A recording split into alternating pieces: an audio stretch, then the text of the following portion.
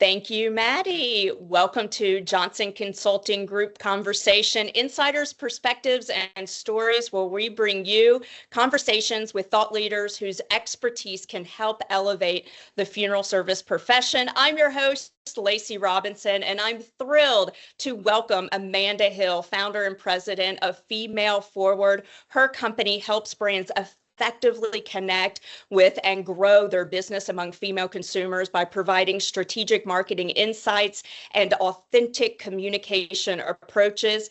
Amanda has nearly 20 years of experience leading brand building strategy and activation across various categories and business models. She's been an advisor to billion-dollar brands, mid-sized companies, and startups in areas such as brand strategy, digital funnels, and marketing capability.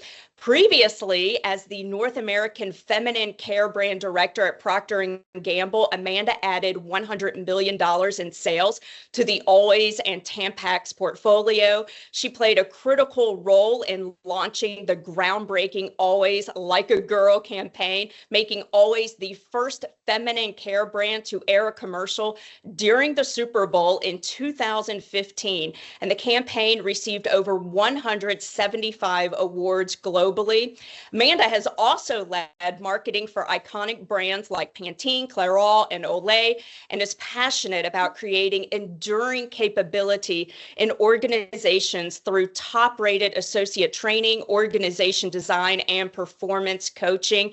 And today we'll be discussing how funeral providers can better connect with and serve female consumers who make over 60% of consumer decisions, yet are often misunderstood by businesses. Amanda, it is an honor to have you as our guest. Thank you so much for joining us today. Thank you for having me, and good afternoon to everyone who's joined this afternoon. Now, Amanda, research tells us women are decision makers for over 60% of consumer spending, yet 91% say advertisers don't get me. In the funeral business specifically, I see missteps in how funeral homes connect with women, such as assuming women are more emotional than recognizing their desire for clear information about prices, options, and logistics. What other missteps do you happen to notice in our profession? Yeah, great question, Lacey. In order to prepare for this discussion, I did some research. I looked at a variety of funeral home provider websites and dug into the industry. And there's really two areas of opportunity that I see, or missteps. I'll call them opportunities to look on the positive side. One is I see an opportunity to more clearly communicate how you can really help women. When I looked at a variety of websites, oftentimes the primary message I saw was how long a funeral home had been in existence, been here since 1945, as an example. That was the prominent message. And really, to better connect with women, I would encourage people to lead with how can you make their life better or easier? What's in it for them? As we like to say in marketing, there's a saying that features tell and benefits sell.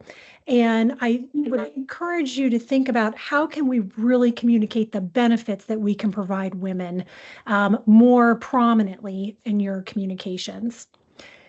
The second area of opportunity I saw, and this is probably not specific to women, but just in general, is I think there's a real opportunity to better communicate how your funeral operation is different than those in your marketplace. What do you do differently? What makes you special relative to, do I dare say, your competitors in your market? And by providing that, it actually will help enable women to make a faster decision. They won't have to do that research on their own. They're going to know up front what makes you different, what makes you special. And if you can tell them what you do for them, you will be able to really connect with them more quickly than average. That's really insightful, and I appreciate the research that you have done to identify those opportunities. It seems like many funeral homes need to shift from why us to how we can help you.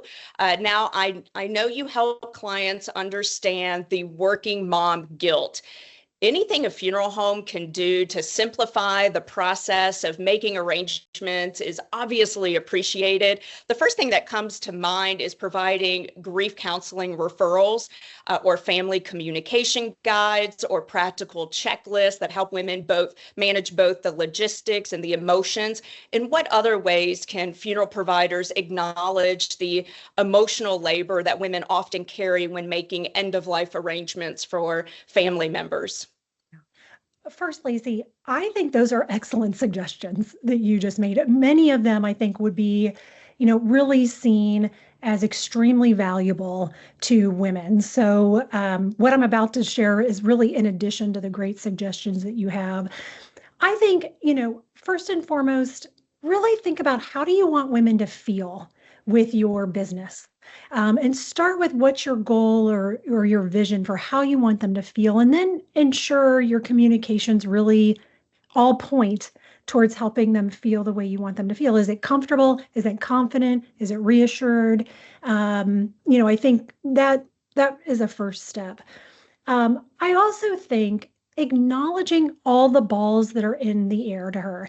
Women oftentimes feel like everything they do goes unnoticed. And I think, this working mom guilt, really just acknowledging, like, gosh, we know you're juggling so much, and we're here to help you juggle one less ball, again, can really connect with her.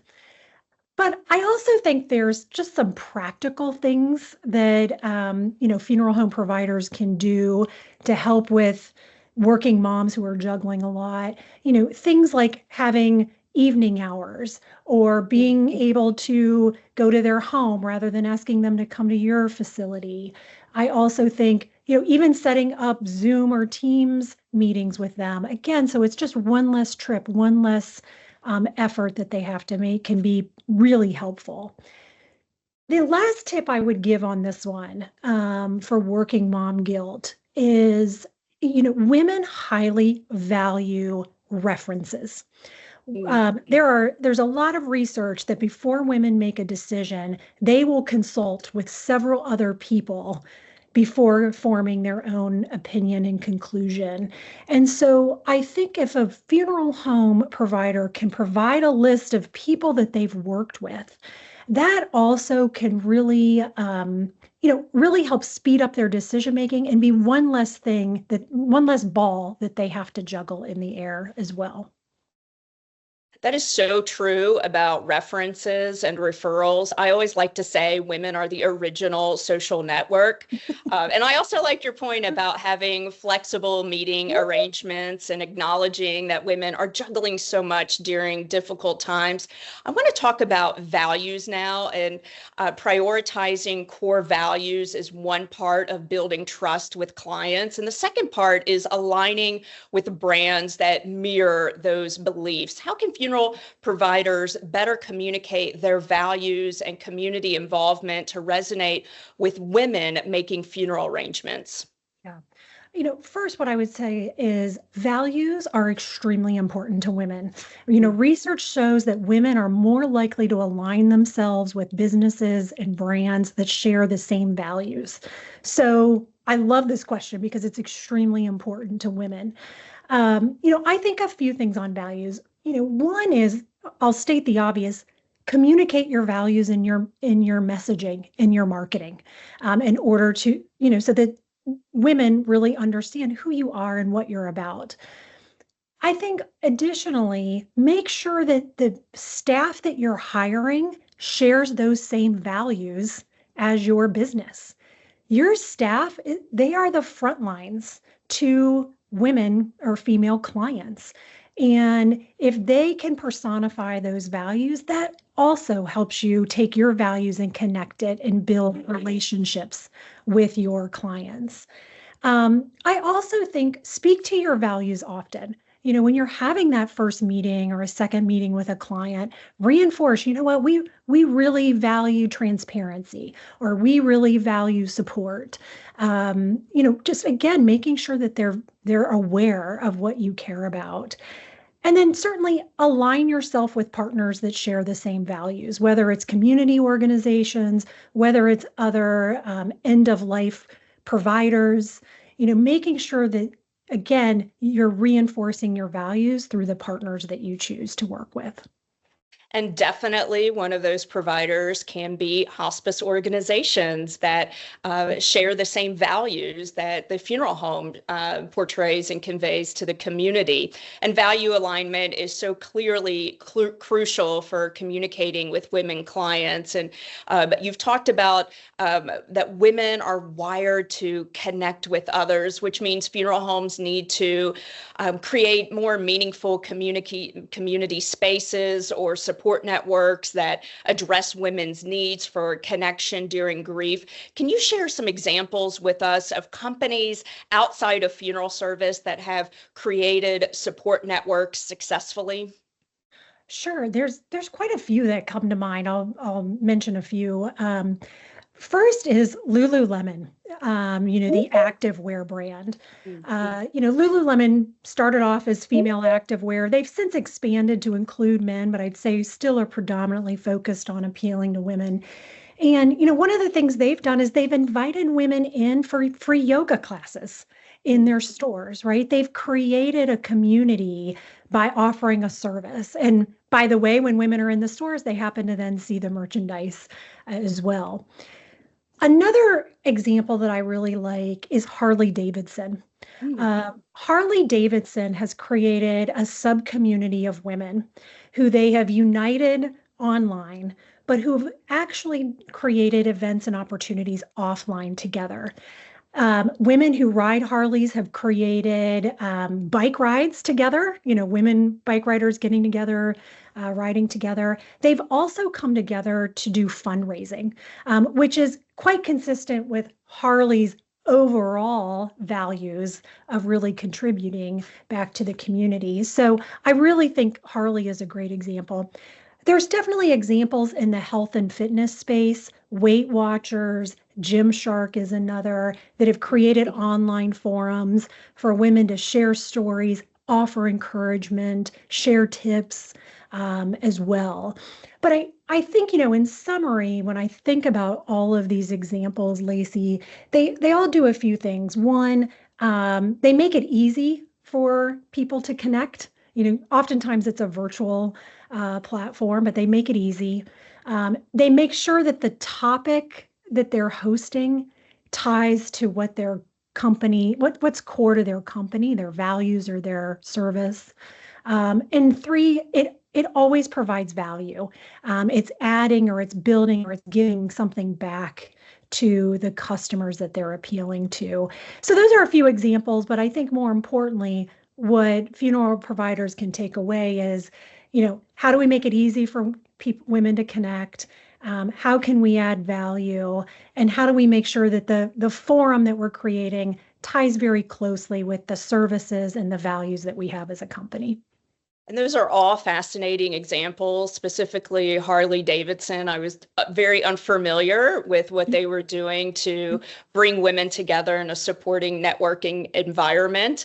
So many funeral homes that you may be aware of are transforming very traditional somber spaces into more welcoming, multi-functioning facilities. And I'm curious, from your perspective, what design elements resonate with women when creating services or spaces for both services and gatherings? Yeah. First of all, again, I love this question. And before I answer what funeral homes can do, I want to start with why design is really important with women. So quite simply, biologically, women's brains are more balanced between rational thinking and irrational or creative side of our brains. We tend to make decisions more equally across the two. Men, on the other hand, they have both sides of those brains, but they tend to be more concentrated either on the rational side or the creative side. And so what this means is when women are making decisions, they're not only being rational, but oftentimes there's more creative or irrational factors that also contribute to their decision making. So the space of a funeral home is one of those irrational creative sides that can very much influence their decision on who their provider would be. When I think about what we know about women, they prefer more intimate spaces, where they can have one-on-one conversations. They also really like spaces that they can customize, that can be representative of either themselves if they're doing pre-planning, or of the loved one that they're honoring and recognizing. I was even thinking, to go so far as maybe spaces, maybe different rooms in a funeral home need to reflect different personality styles that people might have, or different enthusiasm that they have for different hobbies, as an example. But giving them that ability to customize, I think, would also very much appeal to women. The other piece on design is women highly value when businesses can also help them take care of their children. So making sure that there's a space in your facility, if they have kids in tow, maybe it's for a meeting or maybe it's for an actual celebration or event, that there's a space their kids can go to and kind of, be entertained and preoccupied. So having a room that has games and coloring pages and, play equipment can really be a bonus for women. The last thing that I'll say about funeral home design is oftentimes we think about the interior. And obviously the exterior, first impressions make a big difference. I know that landscaping and the exterior is really important to funeral home providers. But one piece I would also encourage you to take a look at is, do people feel safe? Do women especially feel safe at your facility at night? This is one of those underlying insights about women that I think businesses forget, that women can feel unsafe if they're by themselves at night. So I'd encourage you, do you have good lighting? Is your parking space well lit? Do you have fencing where needed? Do you have security locks where needed? Just to give her that reassurance that when she's at your facility, she's safe as well. That's a great point, and I'm glad you also mentioned children's room. In February, I visited a great Johnson Consulting client, O'Connell Funeral Homes in Wisconsin. They have completely transformed their main location and created a children's space. And it's one of the most touching elements of their complete renovation. It was carefully designed. It has comfortable seating, gentle lighting, and age-appropriate resources to help little ones feel secure and understood during family gatherings. I want to shift our focus to another important room, that is the restroom. I always enjoy talking about women's restroom when I talk about women consumers in my training programs. And research does show that restroom cleanliness significantly impacts the women's perception of a business. What standards should funeral homes maintain for their women's restrooms? And how does this seemingly small detail influence the overall trust in services? Yeah, it's such a great question. I mean, restrooms are really important. And when I think about funeral homes, it's you're in the hospitality business, much like hotels are, right? And hotels have done a lot of research that have cited that, a bathroom is really critical to whether or not a customer will return to their hotel. They've learned how important having white towels is. They've learned how important the toiletries are in the bathroom. And so restrooms are very much a key deciding factor when someone determines whether to return. And the same is true for funeral homes. Bathrooms are a bit of a sanctuary for women, right? They are the place that women can escape for 1 to 2 minutes from the stresses of work or caring for their young children. And so there's a real opportunity for the bathroom to be thought of as a bit of a sanctuary, or a place to just relieve a bit of stress for a brief moment. I think at a minimum, what any facility needs to have is well-stocked toilet paper, soap, hand towels, because there's nothing worse to a woman than when she washes her hand and she has no hand towel to wipe, and then she's got to wipe it off on her clothes, and that's really unappealing. I think there's an opportunity to go a step further with some delighters in the restroom to really communicate to women that you understand them. Having additional items such as, makeup removers if she's been crying, as an example, having feminine protection as an example, maybe having hairspray so she can, touch herself up. Those are nice delighters that women aren't expecting, but when they see it, they think, oh, wow, they really get me. There's a really good story, a few more examples. Flying J, I'm not sure how many folks have heard of Flying J. They are a national gas station and truck stop brand.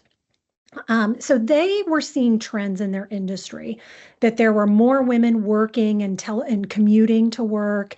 There were more women truck drivers, and they were also seeing more families taking road trips. So they really identified that women were becoming a bigger portion of their customer base. And they discovered through that the restrooms were, again, really what determined if a woman would ever return back to their store. So they invested, gosh, like $500 million over 5 years to upgrade their restrooms to be more appealing to women. And they did things such as, added tile. They made sure that the paint and the furnishings were very warm. They added full length mirrors in the women's restrooms. They added purse hooks as well, something that sometimes goes unnoticed. And they really improved the lighting. And they did, again, all of this in order to really appeal to women and to invite women back to their facility. I did not know that about Flying J. And a shout out to Buc-ee's. Their restrooms are phenomenal. And I'm glad you mentioned the purse hook. I can't stress that enough when I talk about women consumers in the restrooms. There's nothing more frustrating than walking into a stall and there's no hook for a handbag. And I also like that little metal device called a step and pull on the back of the door to pull that door open with one's foot so we don't have to touch the handle. Really, really great suggestions with that. And I'll have to stop at a Flying J on my next road trip. Now, women joining us today can certainly relate to the struggle in accomplishing everything that they need to do in 24 hours. And you talk about businesses that need to streamline processes or services to help women manage the wide range of tasks that they find to be very overwhelming. And I think one way that a funeral home could do this is by offering online arrangement planning options, perhaps with an online private family portal. That digital first convenience is preferred, we know, by many women. What other ways can funeral providers streamline processes and services? Yeah, good question. Because efficiency is important to women. In fact, we like to say that, men like to talk about how long a task took, and women like to talk about how fast they got something done. And so efficiency is something that is very important to her. I would say first, I would advise to do an audit, really taking a step back and looking at, your planning and providing from the very beginning to the very end. And where do you see opportunities to remove a few steps? And, I'd encourage you to talk to some female clients that you've had and get feedback from them. Where did they think there was, more work that was required, or where do they wish they would have had more help? Where could you have provided some hacks, to help them out? So first, just staying in touch and almost doing a post-event analysis with your female clients.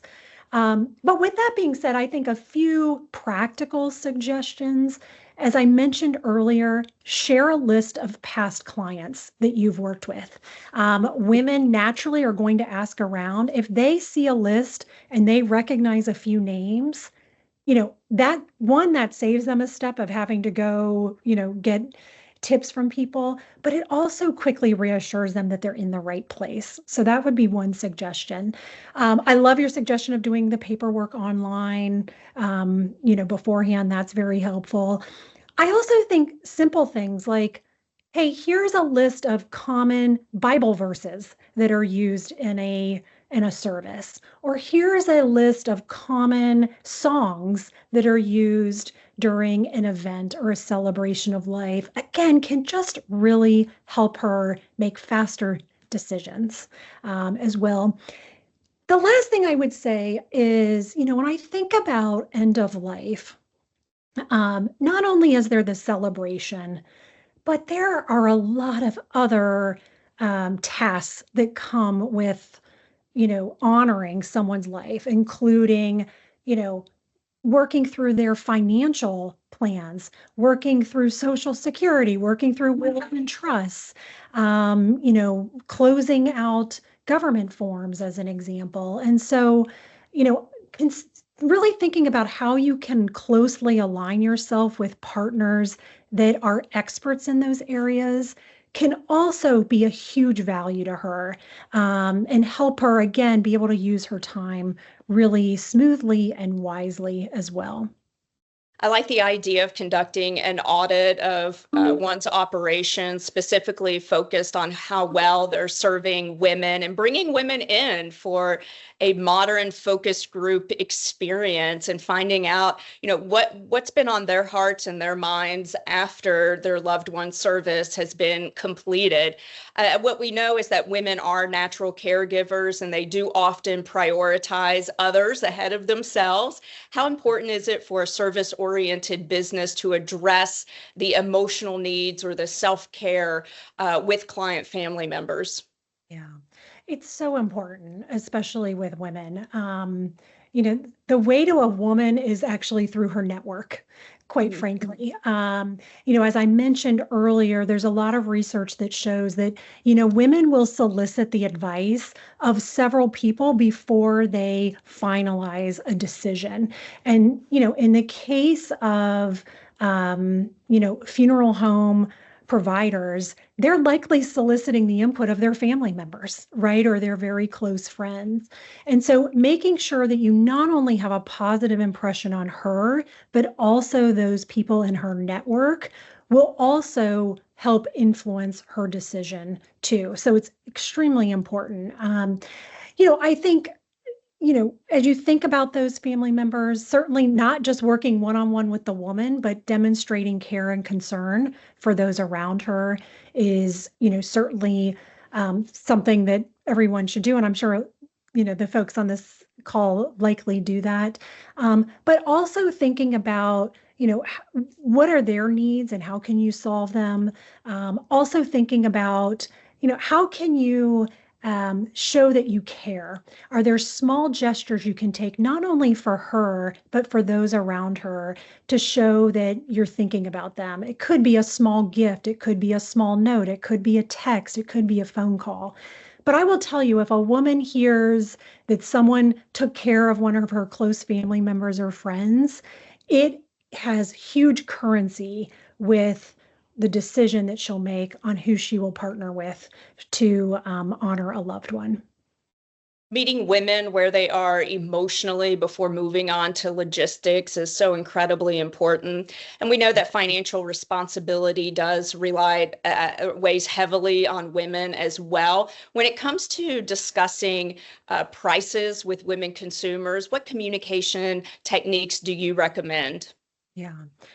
This is, a great question. And I'd say, historically, women were brought up to, not talk about money. Again, historically, men took care of the finances, and obviously that is changing. And, you mentioned up front, women really influence the majority of purchases. And in families, women control 85% of the checking accounts across families. So women are getting more comfortable with finances and talking about pricing and investment than they have in the past. So the trend is very positive. What I would say in terms of really approaching women and talking about pricing, first, I think the standard approach around listening to them and what they need and what's important to them is a first step. And then being able to really tailor your offering to addressing what she's looking for is critical. And then sharing the investment and then reminding of the benefits, kind of the standard selling cycle. I would say that is still very relevant and influential for women. So I don't want to discount that. But there are some things that I think are techniques that could be especially useful when talking about investment with women. One is storytelling. You know, again, women are they're interested in the facts and the features, but like I said, they're really interested in how is this going to improve their lives or how is it going to help them. And so if you can tell a story about, maybe how a product was designed or developed, as an example, if you can tell a story about a family who chose that particular, celebration package or option, that carries a lot of weight in addition to the actual price itself. They want to hear the human side of what you're offering. I think another factor as you're talking about prices and products is, like I said, women highly value the opinion of others and what others are doing and what they think. So if there's particular products or services that are especially popular, tell women that. Let them know this is our most popular, or this is our most requested, celebration package. And again, that will help her feel better about the investment that she's making. The last thing that I would say is think about if there's an opportunity to reframe the price, as I like to say. I worked on Olay skincare, and Olay skincare in a drugstore was $30 when most skincare was 10. So it was pretty expensive, right? But we had messaging that talked about how our $30 cream was much better than a $250 cream. We reframed the fact that even though we were more expensive in a drugstore, we were a lot less expensive than, the department store brands. And I would, just encourage you on, when talking pricing, is there an opportunity to reframe it rather than talking straight up, here's the price?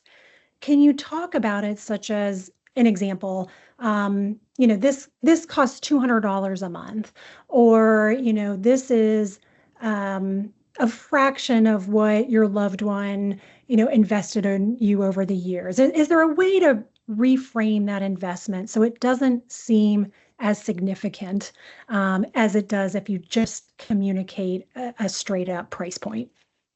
Those are really helpful recommendations. I like the one on reframing pricing, especially when it comes to talking about cremation and the competitive landscape when it comes to communicating cremation packages and helping families truly understand what they are receiving for the money that they're investing into maybe a more traditional cremation package. Now, many funeral homes have traditionally marketed in ways that may feel a little outdated. I want to talk about specific language or imagery changes that you would recommend to create a more authentic connection with women. Yeah. I think a few things. We've already talked about one, which is really getting focused on how will you help her life? What's the value you bring? So I think that's really, really important. I think making her look and feel like the hero, not your company.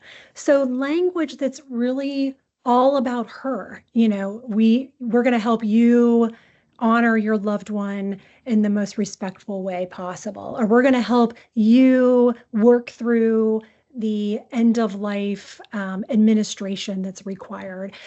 Anything like that that really puts them in the driver's seat, I think can be modern and relevant. I think when it comes to visuals, Definitely making sure that every few years you're updating the imagery or the photography in your marketing. We talked about actually in the funeral home, but even in your marketing, just to make sure that it reflects, current day styles is really important.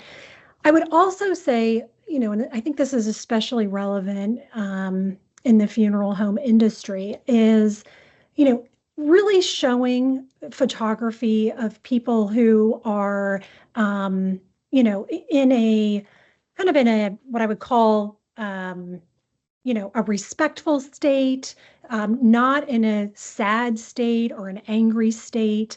There's a lot of cognitive science that says that any negative imagery will actually cause people to detach.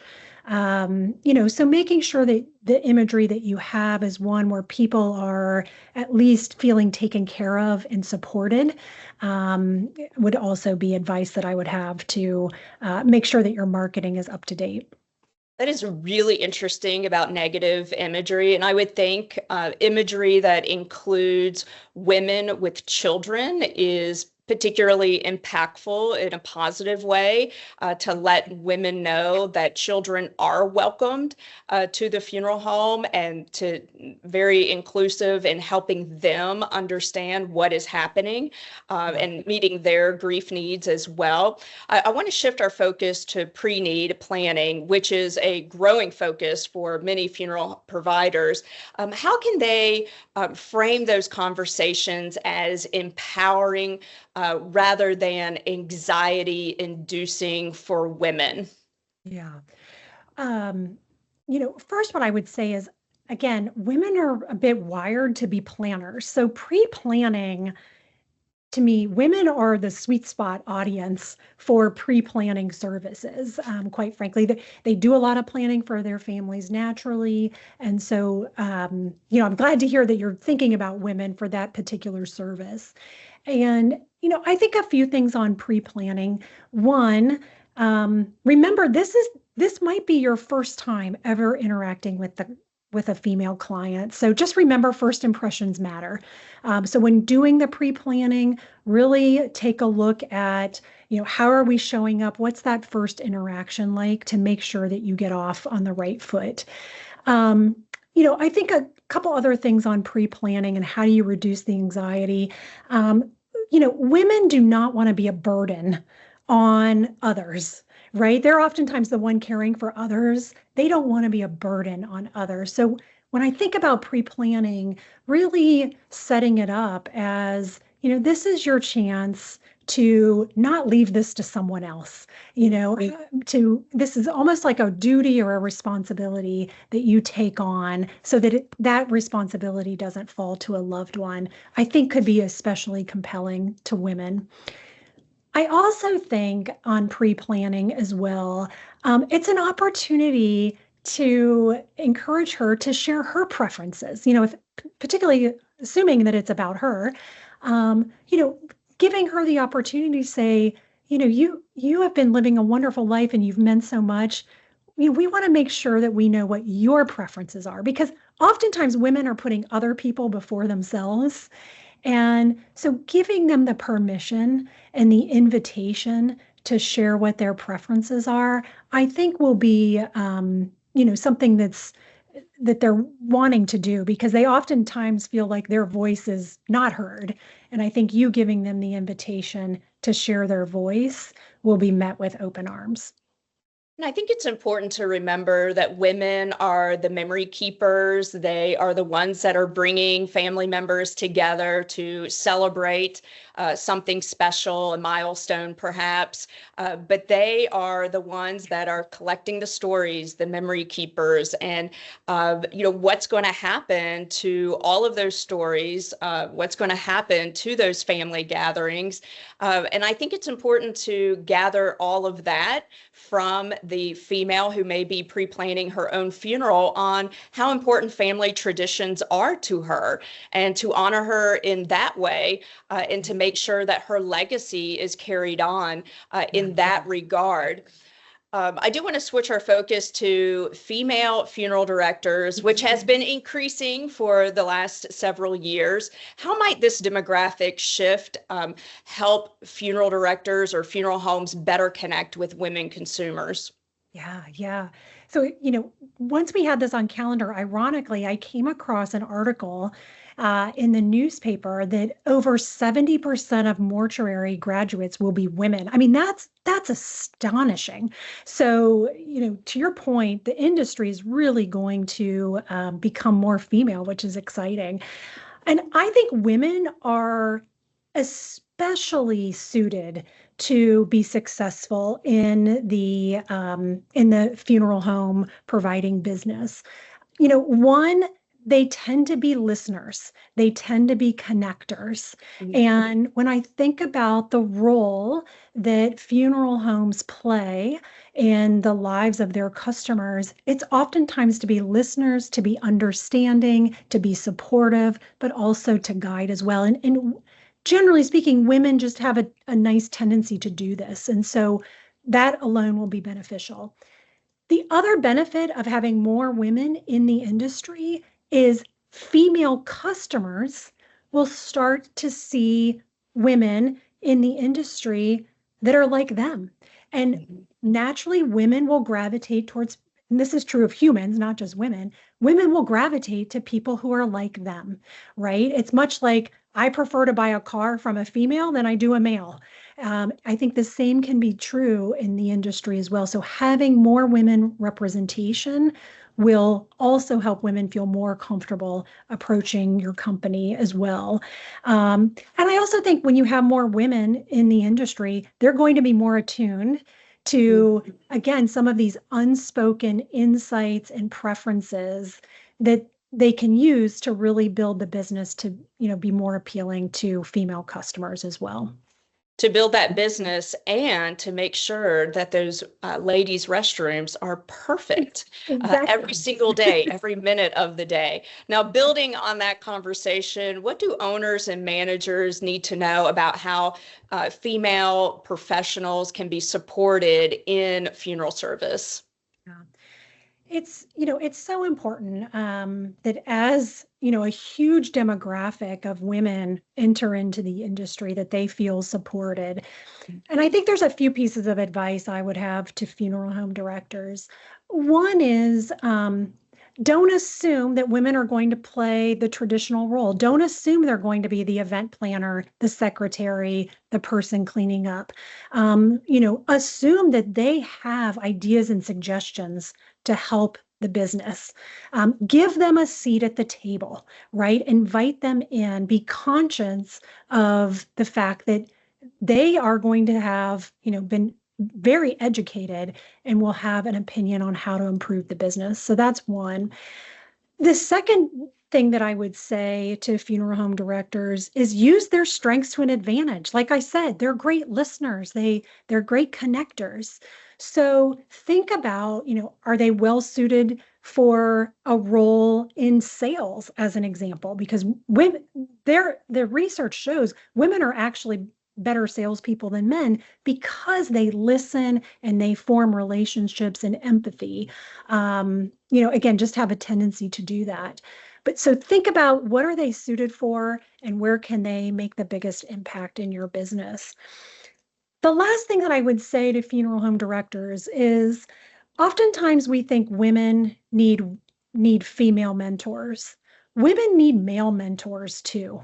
They need male advocates who are going to see the potential in them and help, extend a hand and teach them the industry and help them grow into a leadership role. And so, my final message would just be for the male funeral directors, you play a role at helping mentor these women as they enter the industry and help them grow to become the best funeral home director they can be. I appreciate you mentioning that. And there's such an opportunity for seasoned funeral directors to extend that helping hand, to be that support and mentor to them.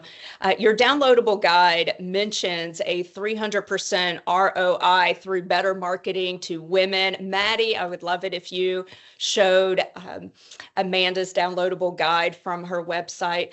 And Amanda, if you could share a success story from another traditionally male-dominated industry or profession that funeral professionals might learn from. Yeah, sure.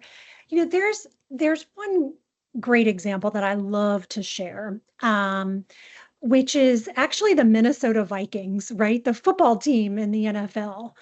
And, just as background, in the NFL, about 45% of season ticket holders are women. But for the Minnesota Vikings, they have 50% of their season ticket holders are women. So they are doing better than the league average.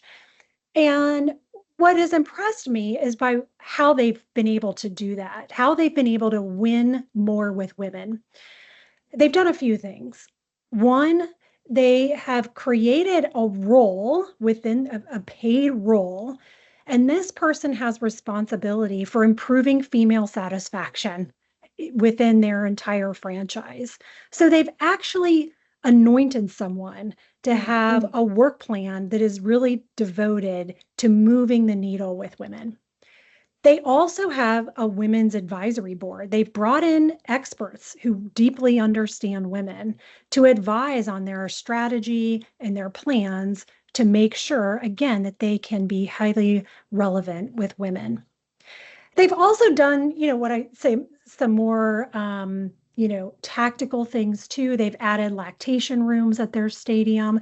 They even have a sensory room for children with special needs and as well as autism too. Again, then this came about through listening to women, knowing that when children go to a sporting event of special needs, sometimes the loud noises can actually be discouraging, and it actually prevents women from going to the games. So they tried to remove this barrier so that women would be more likely to come to the games with their families as well. So I like to share the Minnesota Vikings example because they've done well with women versus the average, and they've done it through a combination of real intention and a real focus on assigning people to give good thought on how to win with women. And they've done it through very obvious and helpful interventions within their stadium as well. That is a great example, and this has been an incredibly insightful conversation. Your expertise on connecting with female consumers provides valuable guidance for funeral service professionals looking to better serve the majority of these decision makers. So thank you so much for sharing your knowledge and experience with us today. And Maddie, I'm curious if we have any questions that have been submitted in the chat box. Yes, we did. Yes, indeed. Okay, so one thing early on, there was the discussion of convenience. So would you say meeting in a public space or a funeral home is maybe more comfortable than if there's only a man able to go and meet with the client, meeting alone with the woman in their residence? Or is there another answer altogether there? Oh, that's a great question. It sounds like the question is, boy, would a woman feel comfortable with us meeting alone with them at their home, or would they prefer a public space? First of all, I think that's a great question because it's getting at this insight of safety that I think oftentimes gets overlooked. What I would encourage is to give women the option. Some women might prefer to be at home because if they're in a state of grief, they might not want to be in a public place. And they might feel comfortable, or they might have other family members that are going to be around where they might feel safe. But there certainly could be an occasion where they are uncomfortable with being alone at home with a man that they haven't been around. So giving her the option of either meeting at home one-on-one or meeting in a public space, I think can really help let her put the ball in her court and let her choose what's most comfortable for her.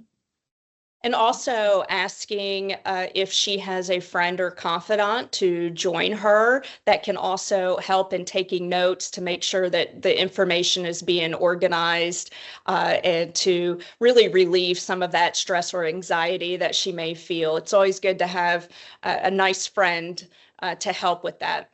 I love that suggestion. That's a great one. That's such great feedback. And then a little bit of a follow-up to that. So I know that you had mentioned some, but if you could maybe reiterate some examples of values that women might connect with that we would want to share at a funeral home. Yeah, that's another great question. I think when and I think this might even be in the guide as well, so there's more there. But women they definitely value family. They value financial stability. I would say they don't necessarily value um, you know constantly growing wealth. They just want to feel stable. That's another value that they have. They definitely value community. They value friendships. And again, I'm speaking generally here. They also value, efficiency, as I mentioned. They want to be able to spend more quality time rather than doing tasks as well. So those are a few. They value health as well. Health is another area that's extremely important, both mental and physical health too. So those are a few general values for women, and I think there might be a couple more in the guide as well. Awesome. Thank you so much, Amanda. Well, if anything else arises in terms of questions, for sure, we can connect with you via Johnson Consulting Group email addresses or Amanda. We will go and do after this, of course, within 24 to 48 hours, a follow-up email with the recording and such. So we can also then, if there's any other follow-up questions, ask them through there. And with that, Lacey, any other final messaging, final thoughts there?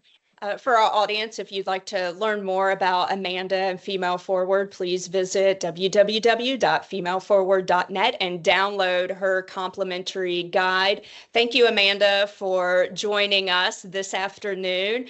And for our audience, join us next time on our Johnson Consulting Group Insiders Perspectives and Stories, May 21st at 2 p.m.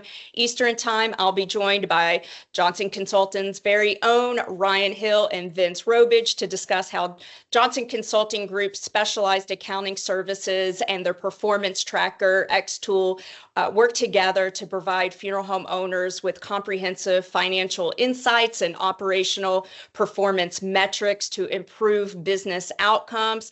Thank you for joining us today, and we'll see you on May the 21st. Thanks again, Amanda. Thank you. Bye-bye.